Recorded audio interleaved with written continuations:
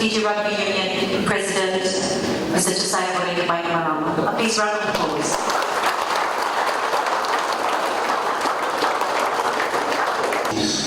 Welcome to this special evening.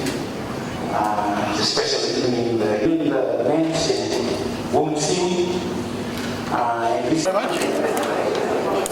A big round of applause, ladies and gentlemen, from Ticket Direct.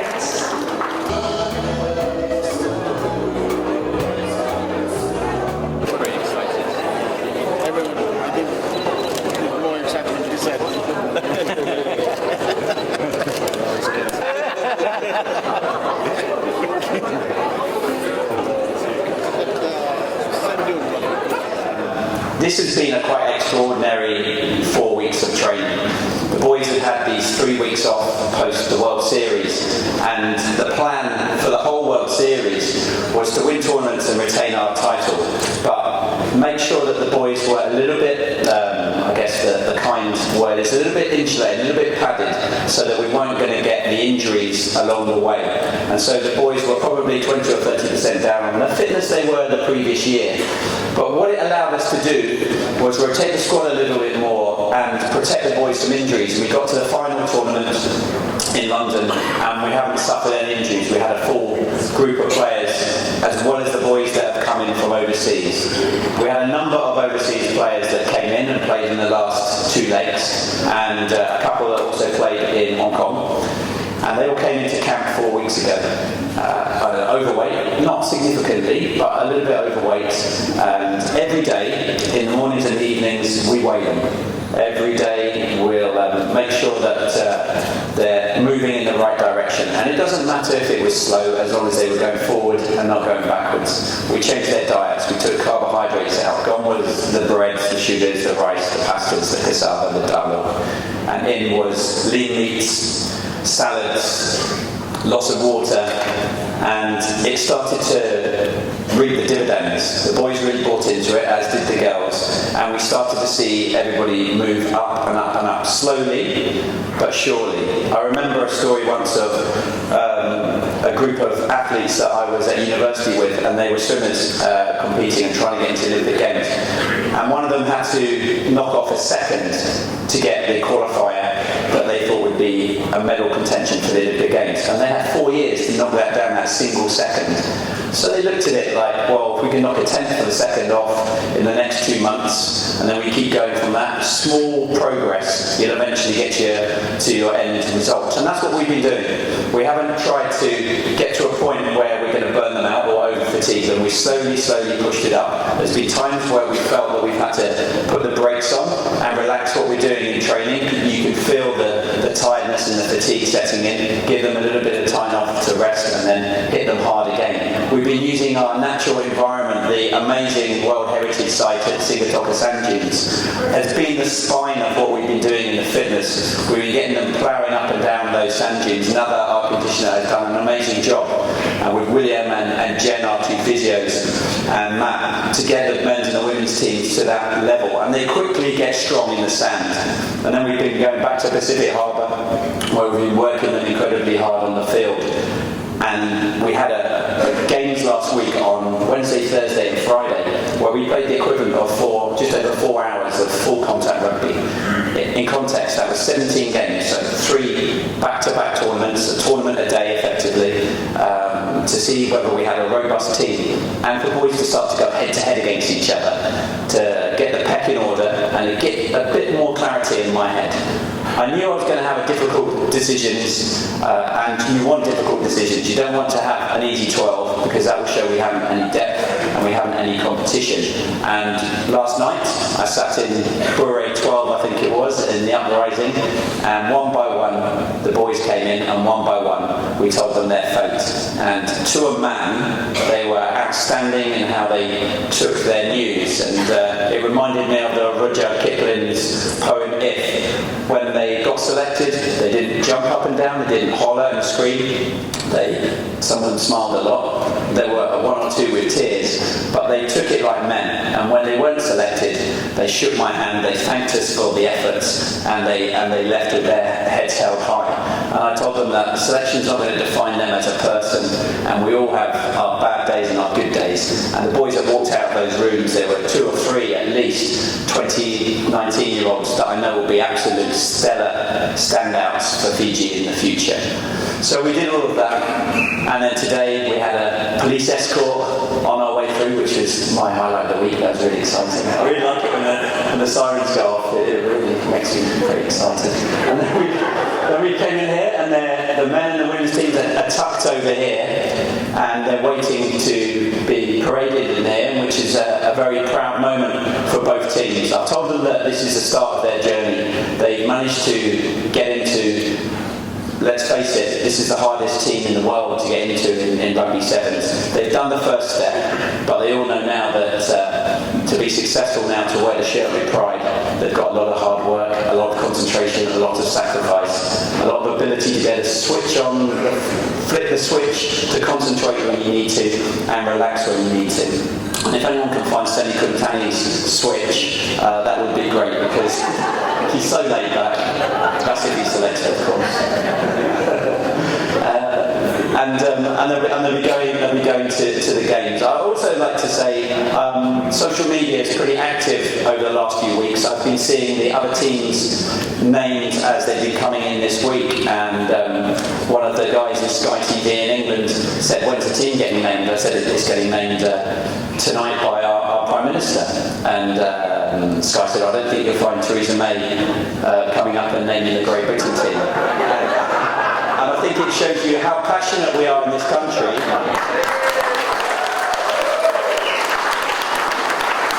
It signifies to us the importance that this is a nations team. Out of the competing nations in the Olympic Games in the Rugby Sevens, we will be the only team that we will have the leader of our nation, our Prime Minister, come up to name the side. And I would like to also say at this point that without the government support that we've had through the Fiji Sports Council and the government, there's no way we would have got the boys into the shape they've had. And we intend on fully repaying that, and we've given every ounce of ability and talent that the boys can provide on the field in Rio in a few weeks' time. So we might not get the chance to say too much, because as soon as we get to Rio, the boys are getting their phones confiscated off me, and we're on lockdown. So the public opinion appearances will diminish as we get closer to the games. So finally, I'd just like to take this opportunity. There's a lot of people in this room that I can personally, over the last few years, say you've thanked me, you've helped me and the team enormously. We're very grateful for that. And when we go on the field and we're waiting in the change rooms for the 2-minute call before we go into the tunnel to play our first game against Brazil at 1:30 on August the 9th, you should be proud, and you should know that you're all part of this journey. So big Vinaka, Galero Vinaka. The Honourable Ministers, Road to Gold sponsors, government officials, the Fiji Rugby Union officials, excuse me, players and management, invited guests, and Fiji Rugby supporters in Fiji and around the world. Bula Vinaka, and a good evening to you all. It is my pleasure to be here with you all at this Road to Gold fundraising cocktail, and to officially announce the names of the men and women who will be representing Fiji on our 7 sides at the 2016 Olympics. In Rio, less than a month from today, Fijian rugby will be displayed on a stage larger than ever before.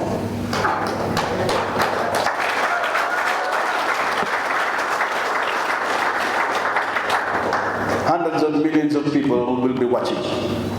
And for the first time, the Olympic audience will have the chance to experience the exciting game of sevens rugby. I have the unique privilege of serving as Prime Minister and as President of the Fiji Rugby Union. And let me tell you, this is a historic occasion for Fiji. We have in front of us an opportunity to show a global audience the caliber and class of Fijian rugby. To show them how a small island nation can consistently remain on top of the rugby world. It is our moment So let's seize it and show them what we are made of.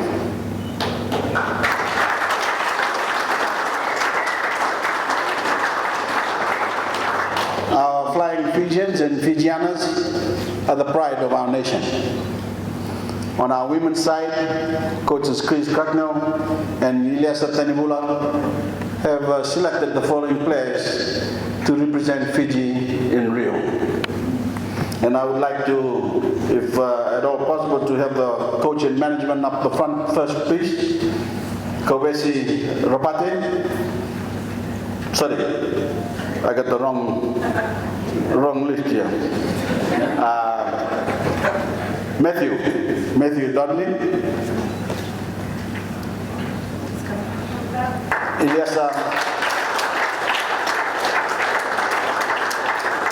Ilyasa Samsung Wonde,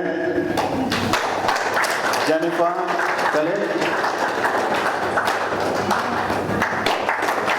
and Christopher Cracknell.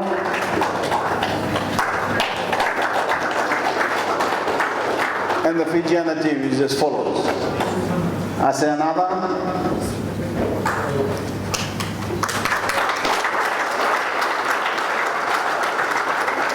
Lavinia Tinai,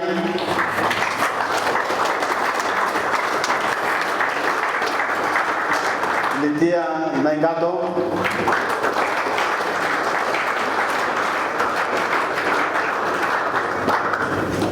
Luisa Tisolo,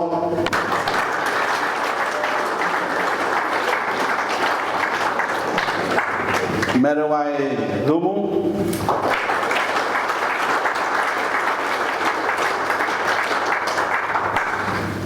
Raichieli Ndabeua.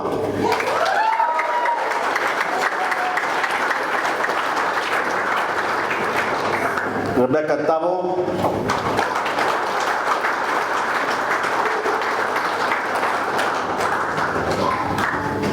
Rusila Nangasau,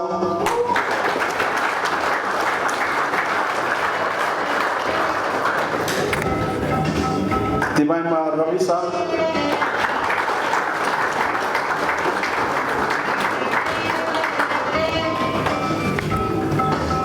Timaima Tamoy,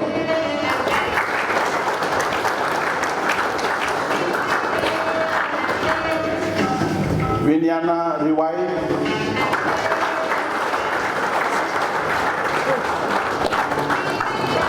and the traveling reserve is Joanna Soto,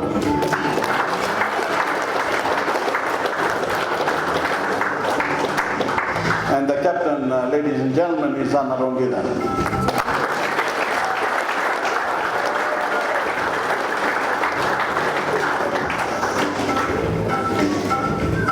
Ladies and gentlemen, our Fijiana team for the Olympics.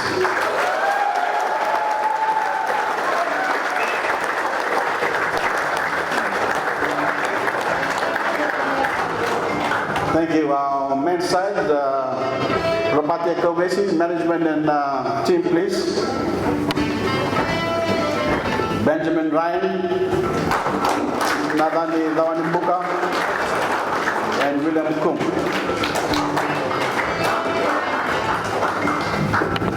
And they have selected the following players. Apisai Tong Lelai,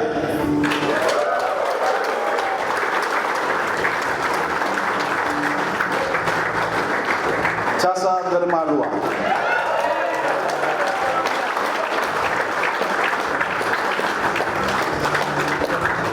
Joshua Tuisova,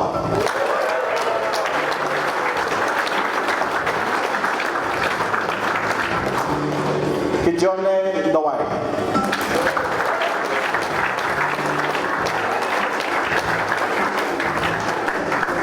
Leone Nakarawa,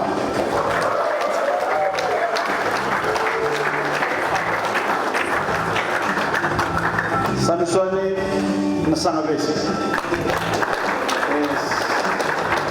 Samsoni Guruli, Savinada Rawada,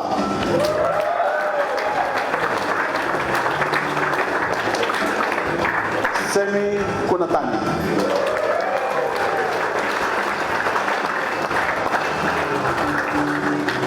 Watemo Rabobo.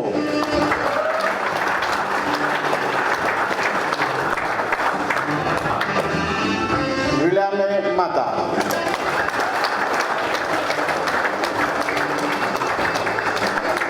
Federal Reserve Masibesi Dagwamba.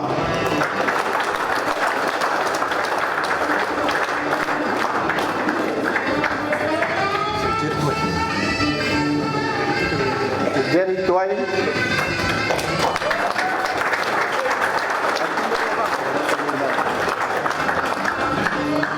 And our captain, ladies and gentlemen, is Osea Kolinsa.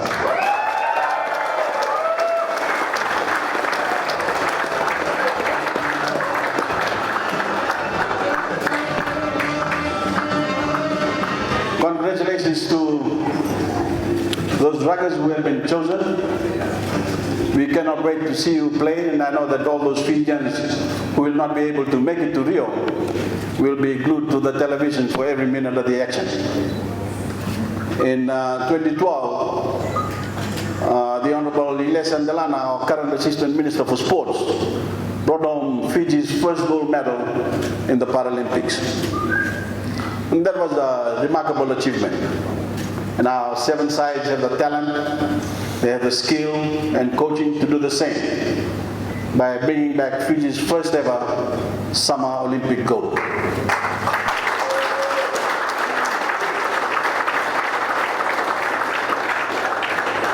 Make no mistake, the rugby in Rio will be the most competitive you've ever played.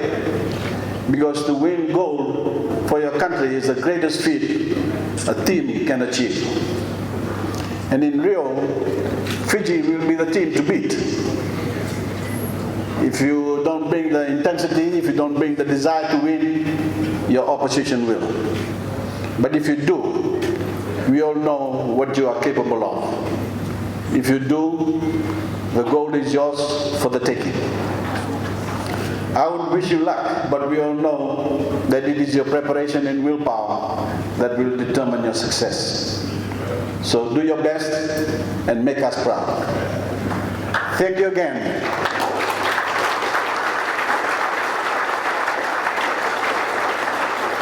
Thank you again to the rest of the players.